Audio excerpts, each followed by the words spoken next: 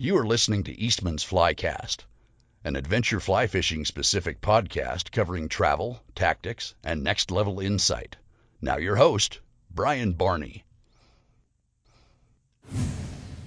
Hey, what's happening, guys? Got a brand new Eastman's Flycast for you. So today I have back on my buddy Dillon Ness. So I really enjoy getting Dillon on these podcasts. He's one of my best friends, and we fish a bunch together, and we just have the best fishing conversations. So got him back on the podcast. We're talking about wintertime fly fishing and some of the big trips that we want to take and rivers we're planning to fish. And then we also get into wintertime holding water. We get into some different tactics and techniques, and just made for a great conversation. So I really enjoyed it, and hope you guys enjoy it too. Eastman's Flycast. Here we go. Morning. Yo, what do you know?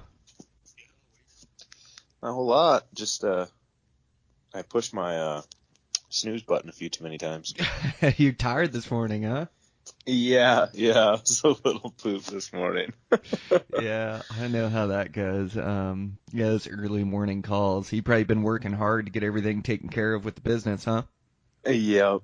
Got everything pretty well wrapped up now. It got cold on us and snowed a little bit, and just had to get the few finishing touches on the year, and we're pretty well wrapped up. So it's nice, but yeah, gosh, this fall has just been a grind, work, hunting, and it's like, yeah, it's taken a little toll on me, but I'll live through it. So. Yeah, it's tough to be a multi-sport player, isn't it? Like me and you love to bow hunt so much that we spend a lot of our fall bow hunting, but in turn, like our fishing kind of takes a back seat, which isn't good. I'm ready to get back after it. Oh my gosh, dude. The first thing I did the other day when I got home, I went out there, grabbed one of my big fly boxes and took everything out and started reorganizing it. So when I get on the water for the first time here in a while, it's ready to rock. But yeah, I cannot wait to get out on the water. And I need to do the same thing. I'm sure my stuff's just an absolute mess from like a whole season of fishing. I haven't even looked in that box. But yeah, it's tough. I've wanted to get out a little bit, and of course my home stretch is the Madison, and man, we had that like big dam problem here, which was wild, so I don't even feel like I should get out and fish yet.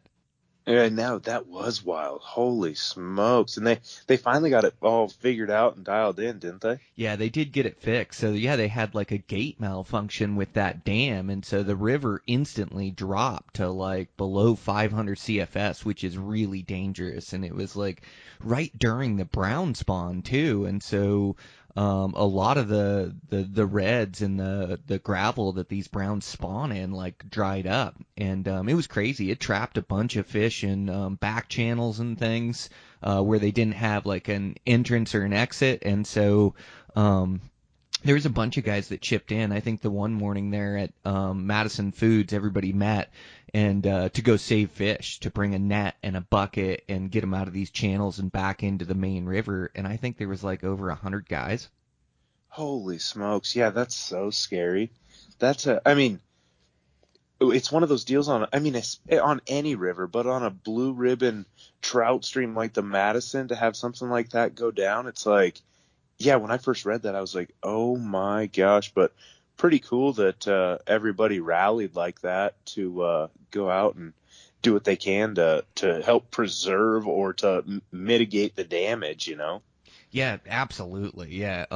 Everybody stepped up and tried to help out, and ultimately, Northwestern Energy has to be held responsible. They're responsible for flows on this river, and it's so many guys' livelihood, so many guides that make their living off this river, and to have like a mishap like that, with the gate, they've got to have like a checks and balances or a procedure. So ultimately, they're going to be held responsible. And the good thing is that the river, it's got quite a few creeks that dump into it. So like the upper river had it the worst, like in between the lakes, and then down from Quake Lake, like in that slide area, Yep. It's pretty much like one main channel through there, and that was definitely low. But once it got down to like around West Fork, that West Fork Creek Yep. dumps in there, and Ruby Creek, and so the lower river didn't look like it was affected as bad, or it'd be the lower section of the upper river. Below that, all the way to Ennis Lake, didn't seem like they were too bad. So hopefully the damage won't. We won't be dealing with ramifications for years to come. But definitely that upper river, which is a gem, definitely will. Yeah, totally. Yeah, and it probably won't show itself if there is any long lasting effects. It probably won't show itself immediately. It'll probably be one of those things like that's down the road where, like you said, those reds dried up and that. It'll probably be one of those things down the road where it's like you're almost missing an age class of fish or a crop of fish. You know what I mean? That's exactly right. Yep. Yeah. I think you're So spot on. hopefully hopefully it didn't, hopefully there was enough reds that stayed wet and didn't get trampled on and stuff that made it. But God, that's why it's just so important to preserve the great things we've got. It's like, holy smokes. I mean, what a mishap that sucks. Yeah. And it was one of those, it basically the deal on the gate snapped, like essentially an auger, correct? And then it snapped, and then it just let the gate go, like basically free fall down. Oh, yeah, I didn't hear exactly what it was. I thought the gate wouldn't open, which was hmm stopping the flow of water. But yeah, I didn't hear exactly what the problem was. Yeah, I think I got a little inside info on that deal, and it was like basically, if you can imagine, that gate is on a screw, like a huge screw, say, and to open it, it runs up it, to close it goes down, and I think basically that screw snapped, and what it did was that gate had no way to get brought back up, so to fix it, I mean, they had to basically install a new one. Yeah, yeah, underwater divers and everything. Yeah, pretty wild. Well, it's part of the deal with Northwestern Energy, pulling hydropower and putting these dams in place, and they have a responsibility to keep these rivers flowing, and furthermore across the West, like it's pretty wild when you look at like irrigation on these places. Like there's you remember that little river we fished over the hill, like that one, man, they pull like 2/3 of that water out for irrigation, which doesn't make hmm for a healthy stream, and especially like in these drought conditions across the West that we're in. Um, they do a lot of damage to these systems, and not fencing their cattle out. Like Montana is a cattle state, which is fine, but they don't fence them out of the riverbeds a lot of times. And when they get in there and trample them, they can trample down all the gravel and can turn it to mud down in there. So hmm there's definitely like we definitely, like you were saying, have to protect the resource and stick up when stuff like this happens, or when we see a point where we can jump in and help and have a voice, because yeah, I mean, a lot of these rivers pulling all that irrigation water out is not good, and rainbows are susceptible, and browns are as well, to water temperature. So in the summertime, when you're pulling all this water from those systems, it's making that water warmer as well, which is tough on the fish. Yeah, yeah, totally. And a couple of my favorite rivers, the irrigation, it's so liberal, it's so loose, and it's just like they have no real restriction on it. I mean, the one river, they shut irrigation off this year, like October 20th or something like that, 15th, I want to say. But it's like, God, that's so late, and being so dry this year, it's running low anyways. But it's like the other thing, you're pulling that much water. I don't know exactly how some of those head gates work, but it would be nice if there was some sort of restriction. I mean, I know it would probably be a pain and it'd have to get cleaned, but some sort of screen or something, because if you're pulling, say 2/3 of the water, I mean, you're pulling fish down that sucker too. And it's like, oh, I can't, just the amount of fish. I mean, on this one system I fish, I go every winter. It's about this time. It's about time to go do it. They'll be big. The only water left in those irrigation channels will be right at the head gate, and I'll go back in there and take, whether it be my fishing net, whatever, and I'll go scoop out big fish. Gosh, there's some years I scoop out 10, 12 fish that are over 20 inches in some of these spots. And it's like, in this system, it's like, that's a huge amount of fish, it's like, it's pretty low pop. So it's like, yeah, dang, irrigation. I mean, I know it has to, farmers and ranchers, they need that, but it's like, gosh, there's got to be a way for us to, or for the state or Fish and Game to just get screens on some of those head gates or control it a little better to where, like you said, we can protect the resources that we have, because it's like some, a mishap here and there. I mean, it can cost us. Yeah, absolutely, man. Yeah, just protect the resource a little bit more. It's it is so valued for us sportsmen to be able to have these places where we can go have adventures and go out. And Montana is just such a great state. I mean, all these western states, but Montana especially. Like, God, we got some great rivers. Like, I'm ready to start getting after it and start fishing for these things and chasing big brown trout again. So I had this idea. So we love to, like, in that springtime and even in the winter for that matter, love to pull those streamers because they hunt for big fish. And I caught that really big one this summer off the Madison. Yep. And it was using those nymphing techniques, and fish just love to eat a dead drift nymph. And like, if you can, like, we get into it where they're really eating streamers and chasing really hard, and it's good fishing. But the majority of times on a streamer, you're going to have a slower day, to where, like, if you're dialed in on a nymph rig, it just seems like if the fish are there, you catch them. And so, like, I'm thinking of going back, like, still fishing streamers like we love to do. But when we stop and we fish these runs, I've been swinging these runs, and it seems like I'll pick up a couple fish here and there, but the hook set sucks so bad on the swing. Like, man, oh man, it seems like I lose like 9/10 of my fish on the swing. And I do hunt up some big ones on the swing with that sinking line and being able to swing it across the run, and it's this slow, subtle swing. But I think this year I'm going to switch it around, and I'm going to carry that spay rod in the boat, and then I'm gonna put my nymphing rig on that spay rod, and then do like a sex dungeon on the front, and then run like a smaller nymph on the back, and just dead drift that thing a little bit more. So when we stop to work those big insides, instead of swinging that thing and maybe feeling 1 or feeling 0, or using the same technique that we're using going down out of the boat, I think I'm going to change it up, and I'm going to nymph those runs a little bit more and see if I can pick up a few more fish. I like it. Yeah, I like it. That's a good idea. Because you're right. I mean, a lot of the time on the swing, we'll go through some of those runs, and it's like we're essentially going to get back in the boat and throw a streamer through it anyways. So it's like switching it up will just give us that much more opportunity. And yeah, a dead drifted bug can be dangerous, I mean, oh my goodness. So yeah, I like it. I like it a lot.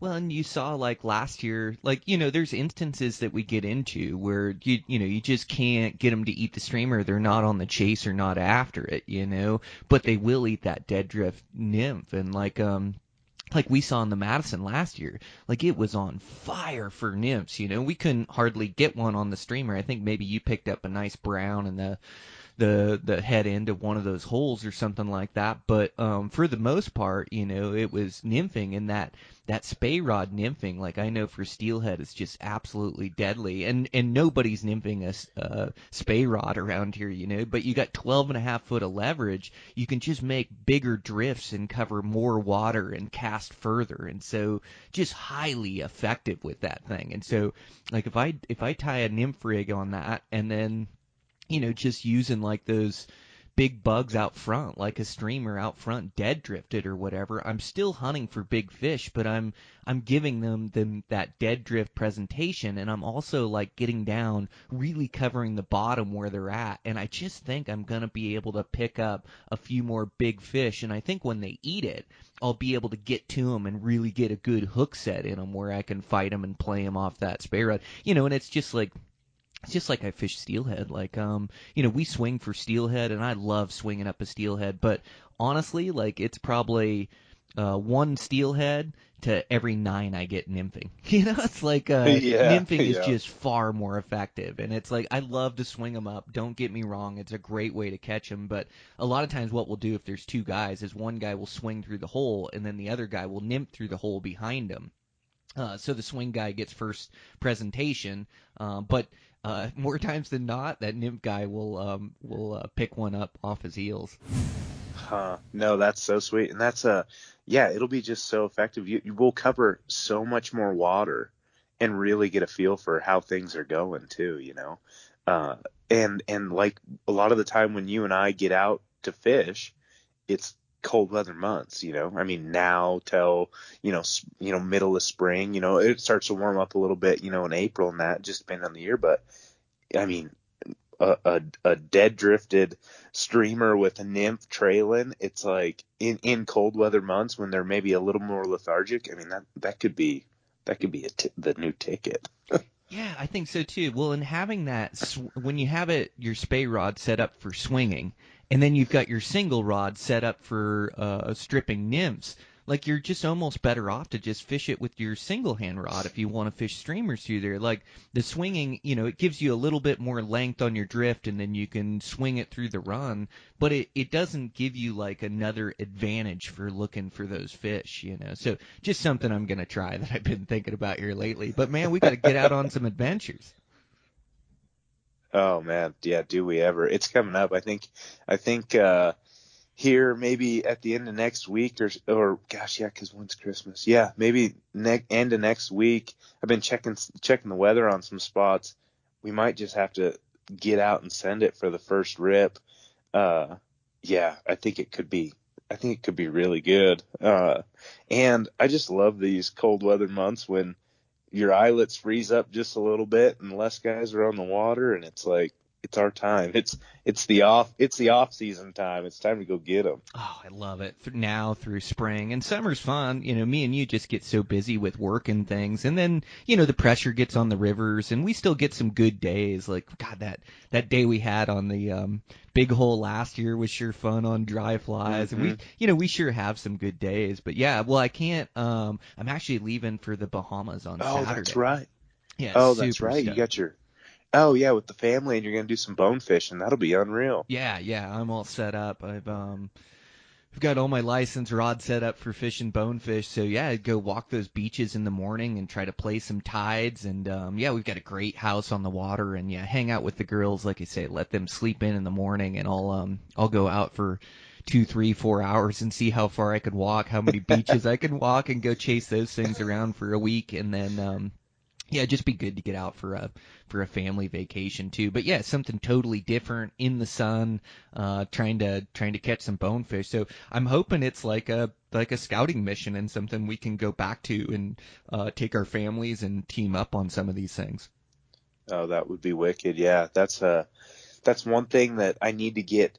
I just need to put more effort into getting out on bigger fishing adventures. I've never been to the Salt. I mean, I've been to the Salt, but just not with a fly rod in my hands. It's like, and it's just one of those things where I want to, but it's like after everything else, I just need to make more time, because it's like, God, I mean, fly fishing is just as big a passion to me as anything else, and it's like, just need to make the time. So that'd be sweet. Hopefully you can figure it out a little bit. I'm sure you will. And it's like, yeah, make it one of those deals where we can do kind of not on the cheap, but on the low key, and go do it every year. It'd be so much fun.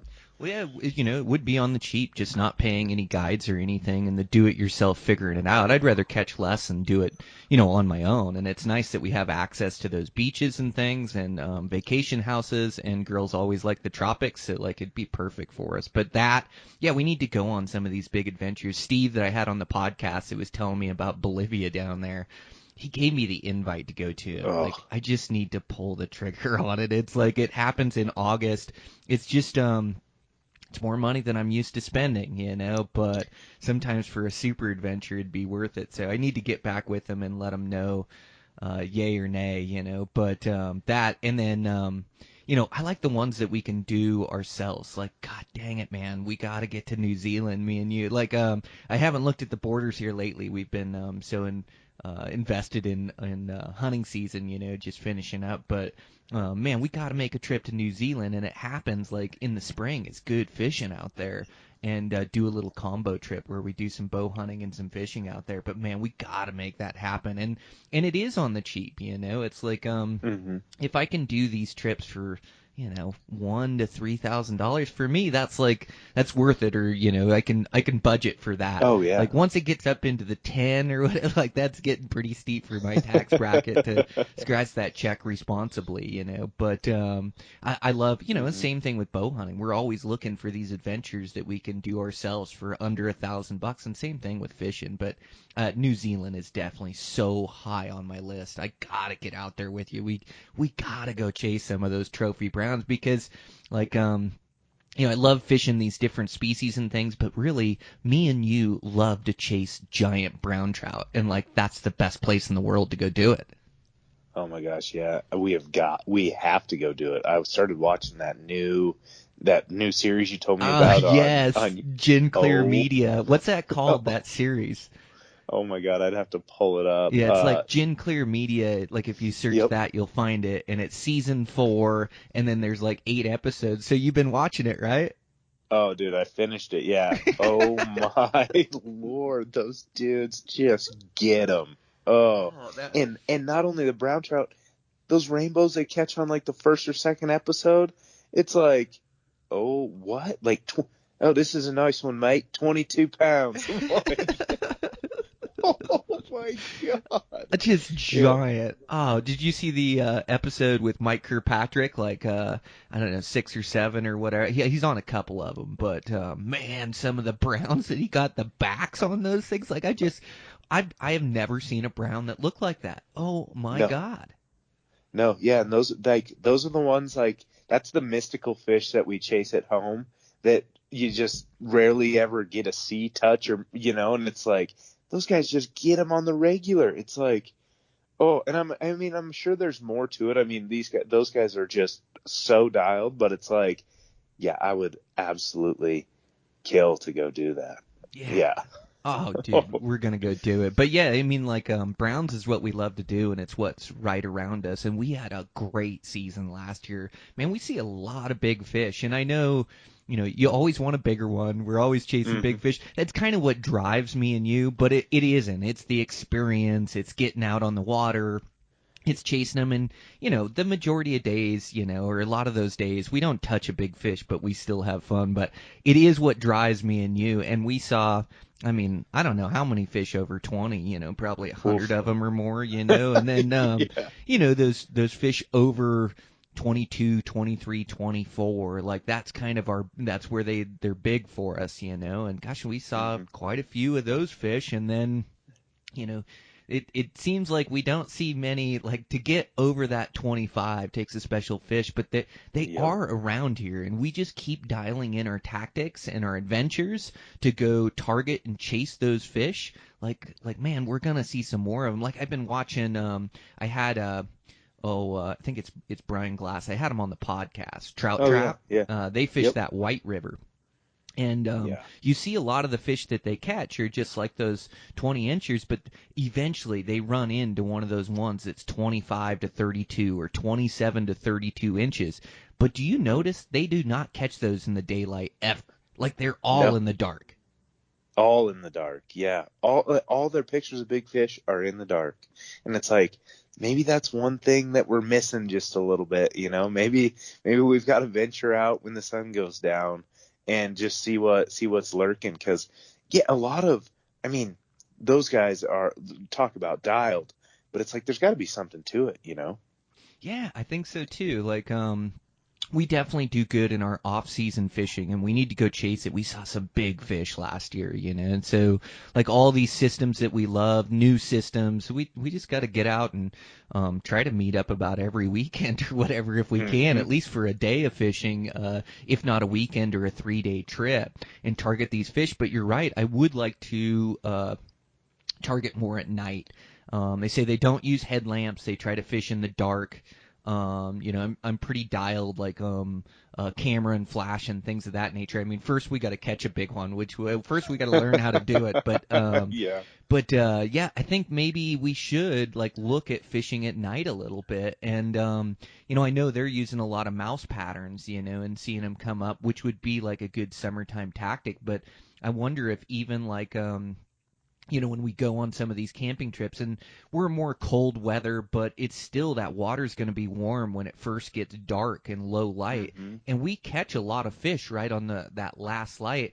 I wonder if you don't just like have a rod hooked up, whether spay rod probably because you can't see your indicator or anything, and then swing those runs or single hand rod. And so like when it gets dark, like fish into the night, into like that hour or two into night, and just fish one of the good runs. Like there's that one right before one of our favorite takeouts right above it where you could pull the boat off and then fish that an hour into dark and then show up down at camp.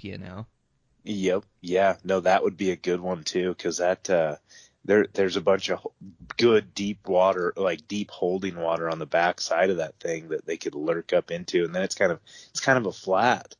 But yeah, it's just one of those deals where it's just one more thing that we'd have to figure out. I mean, way back, oh gosh, probably 8 years ago now, I used to go fish this little creek all the time at night. And I was terrible at it. I mean, I caught, I don't know, I think 2 fish. I mean, I caught 1 fish, and my buddy caught 1 fish, and like, I don't know how many times we went. But the one thing that we started doing just to learn is we'd fish in the dark, and then we would turn on a headlamp. Well, in that little system, the one thing that we noticed, and it was always so tough to fish to, because it was like they were hanging in 6 to 8 inches of water in the front corner pocket of every little run. I mean, in nothing. So just kind of waiting for a sculpin or something to get washed down. But it was just so wild. And that was where we ended up, finally catching a couple fish. And we petered out because we'd go night after night after night. But they were really nice fish, 22, 24. And it's just fun to learn something different, and might give us another chance to hook into one of those real big ones. Yeah, absolutely. Well, and the off season just seems to do well for us. Seems like these big fish will eat in this off season, which is good. Which the winter, spring, these months. So yeah, and just getting out and going to some of these different systems, and fishing these things. Like it's always an adventure when you get out, and so I know we've definitely got some systems on our list that we need to check off, but we just got to take the teepee and take a drift boat and 2 trucks, or the drift boat and the dirt bike, and go fish some of these things. Just go fish it hard. Man, I got the bugs so bad right now. Like after hunting season, I just haven't been out that much, and boy, it's sure pulling at me to get out on the water. Me too. Yeah, I think I'm going to do everything I can to get out a couple times this week. I was going to go out the other day, but I looked where I was going to go, and the wind was blowing hard. But yeah, by Sunday, I'm going to be out there. There's going to be a couple times because I've got the bugs so bad, and it's like I just need to get out there. Gosh, my dog's whining at me. No, but yeah, nope, I'm so excited, and it's one of those deals too that this time of year, it's like I love when I feel like when the islets start freezing up a little bit, it's like that's when I start catching some big fish for the year again. It's like summertime for me is just usually, I mean, it's not slow, but it's like, and it's always fun, but those next level fish, the big fish, it's like when my islets start freezing up just a little bit in the mornings, it's like, okay, I'm back. Yeah, well, and let's make a steelhead run too. I just saw the new Washington regulations there, so they closed the southern end of the peninsula out there, which was closed last year, but they did keep some systems open, and so can't fish from a boat anymore. You got to fish from the bank, and they have some regulations in place, but they are going to open it and have a season. Be fun to make a run out there, or fun to make a run to that close spot, like over to Idaho or whatever will be good when I get back. Let's just take a 3-day weekend and go fish like, they're giant sea run rainbows that fight really hard, and they can be tough to catch, but just so fun to fish for. So I definitely think we need to do that. Did you get your spay rod back? Or yours was never busted. It was mine. I guess it was your normal rod that was busted, right? Yeah. No, I've got the whole arsenal back besides my 8 weight. I'm gonna call them today actually, and just maybe the squeaky wheel gets the grease, but yeah, I'm gonna call and see if I can get that thing back. But no, I got my spay rod and got everything besides the 8-weight method. So Cool. but yeah, I'd be all about going out and doing some steelheading when you get back. Okay. Yeah, I'll shoot you some dates. Let's figure it out. Go on some big adventures here. Man, and hit it hard this season. Let's see if we can't get one of those personal best brown trout, and Oof. find that magical 25 to 30 mark, and then go find some of those big steelhead, that'll go 40 inches or whatever, average 35 inches. They're just giant fish, So I'd say we go do that. It's Cool. close to us and in reach and great off-season fishing. So yeah, man, it's gonna be fun. We're gonna have a riot. Yeah, let's dial it in and go get her done. I'm looking forward to it. We've got a bunch on the list, so let's just start crossing them off. Yeah. Gosh, it's a fun season when you can really focus on it, and it's just like it so clears the head to get out there and go chase those things around. Like we get so focused, like we don't eat lunch, we don't drink water, we are fishing until it gets dark, from the time the sun comes up till it goes down, we are fishing. And I just love being immersed like in that challenge and on that river. Like there's two places I love to be in life, and that's like on the water and in the mountains, and we're definitely in that season where it's in the water, here for the next foreseeable future. So, man, I just can't wait. It is so fun to try to dial it in.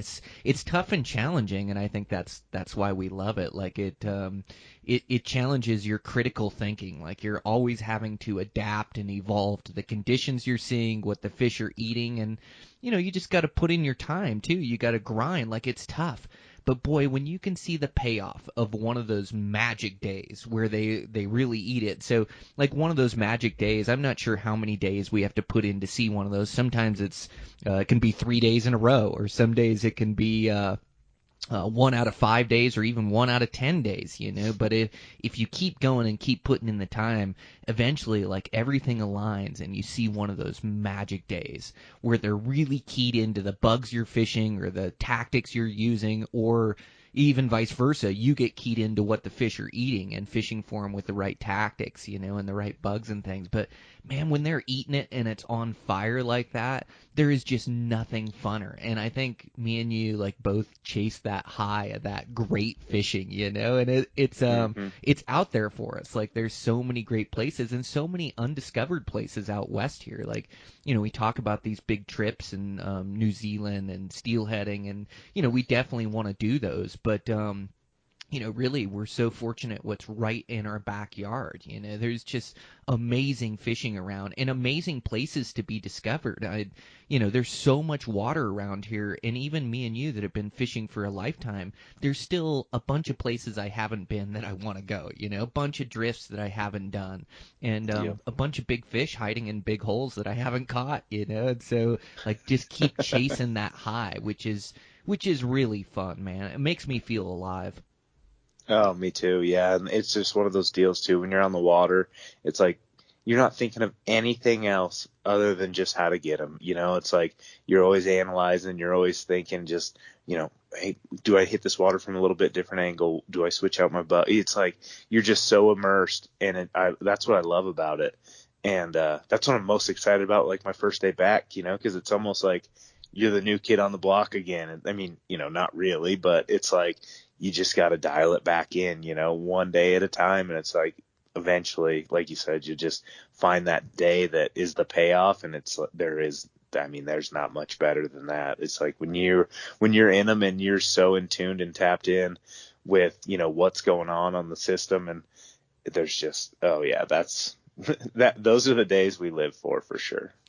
So, like, we're getting into this cold water fishing. You had mentioned islets starting to freeze up and things, and so the fish just hold in different spots. Talk a little bit like about like cold water fishing and some of the water that you're targeting this time of year. Yeah, and it's my favorite time or favorite type of water to fish. It's like the back end of runs. I just always call it wintertime water. The tail outs, the deep tail outs, deep pockets. The back half of those really good runs to where in the spring and summer, you'd be fishing the head of them in the riffles and in the main run.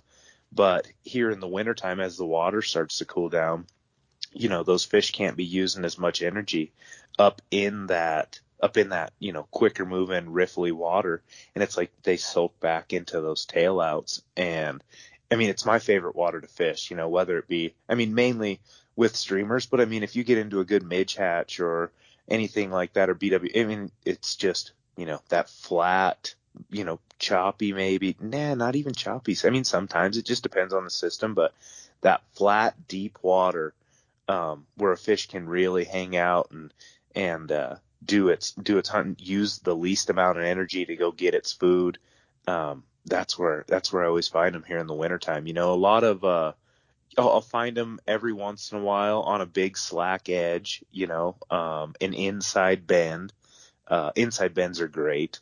But yeah, big inside slow bends, not the outside, but the inside. And yeah, those big soft pockets, but I love really targeting the inside of a bend and then the tail out, like a deep tail out. And a lot of guys, I mean, I'll even swing those deep tail outs. I mean, there's not a lot of flow, but I'll lighten up on my sink, or on my my sink tip, and run like an S5 or an S3, like something really light, and fish those, so where you're not totally dragging bottom, but gosh, it's not so much of a bump then, it's like a bump grab, because it's slow. Like those fish can really key in, really hunt it how they want, and they just eat it. So yeah, in the wintertime, that's what I focus on the most, is those inside bends and yeah, those deep tail outs. So Yeah, is that kind of the same for you? oh yeah, yeah, you're spot on. That's a good description of it. It's that slower, deeper water, yeah, where they don't have to use that energy. It's like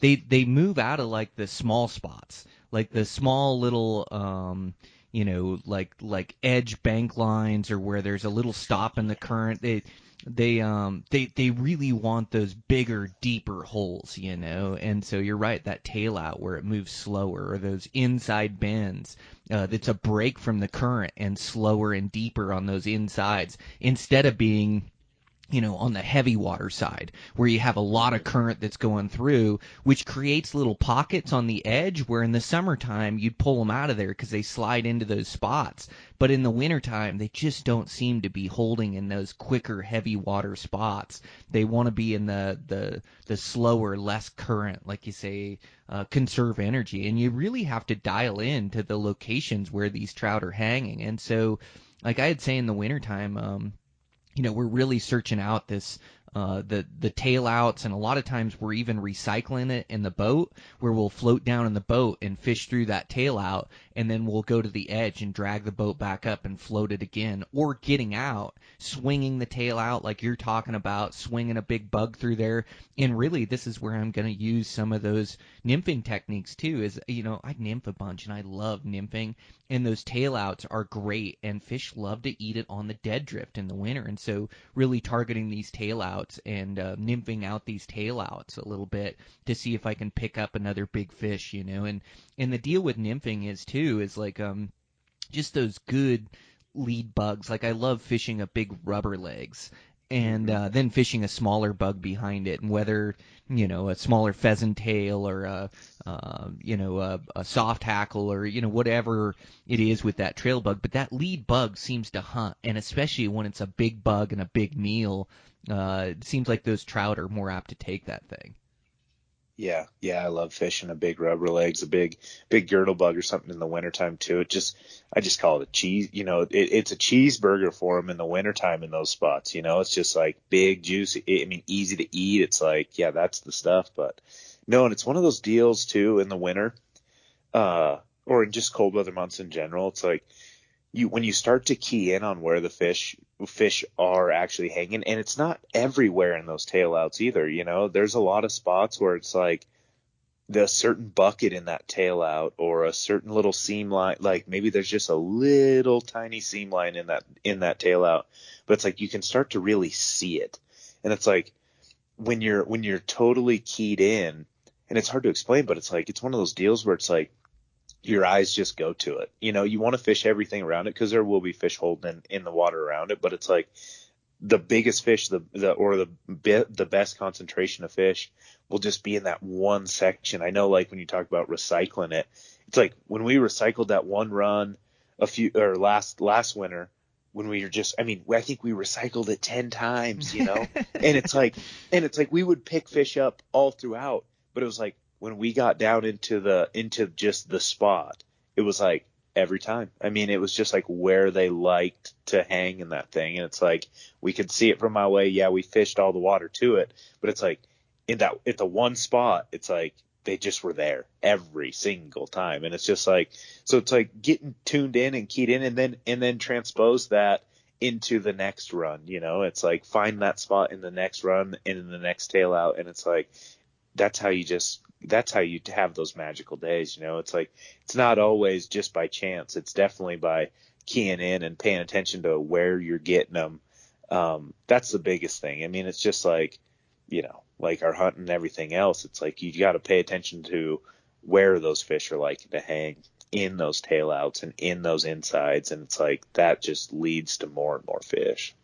Yeah, I love that problem solving and that critical thinking and that trying to figure out and theorize where those fish are going to be or where you got them before. And then, like you say, once you can start transposing that to the rest of the river and other runs, and start picking up fish in those runs with in those same spots, like then you're really on to something. But then the whole thing can change the next day. Yeah.